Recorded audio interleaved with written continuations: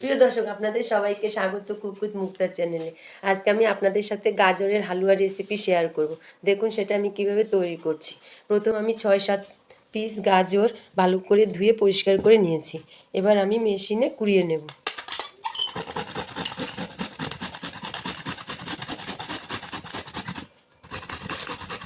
বন্ধুরা, এভাবে আমি গাজরগুলোকে কুচি করে নিয়েছি। এবার কুড়িয়ে রাখা গাজরগুলোকে আমি কড়াইতে ভেজে নেব।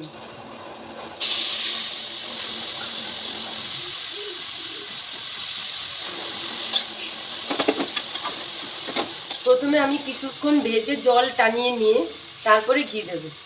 বন্ধুরা, কড়াইতে ভাজতে ভাজতে যখন জলটা একদম শুকিয়ে গেছে, যে শুকনো শুকনো হয়ে গেছে, এবার আমি এর মধ্যে ঘি দিয়ে দেবো। ঘি দিয়ে ভেজে নেব।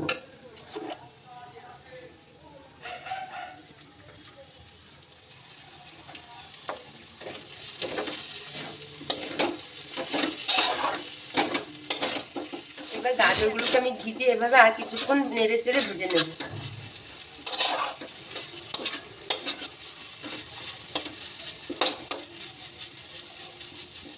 এর মধ্যে একদম জল থাকতে পারবে না, জলগুলো একদম শুকিয়ে যাবে।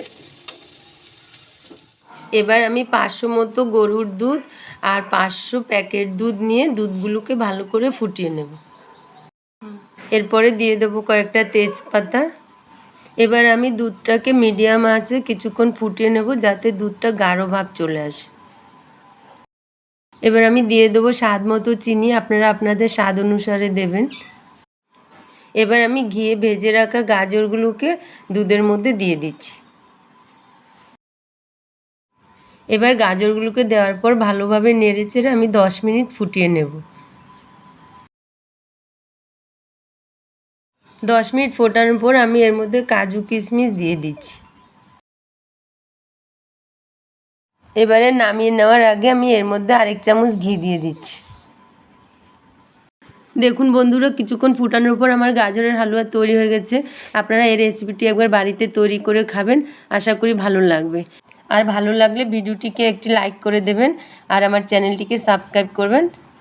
ধন্যবাদ।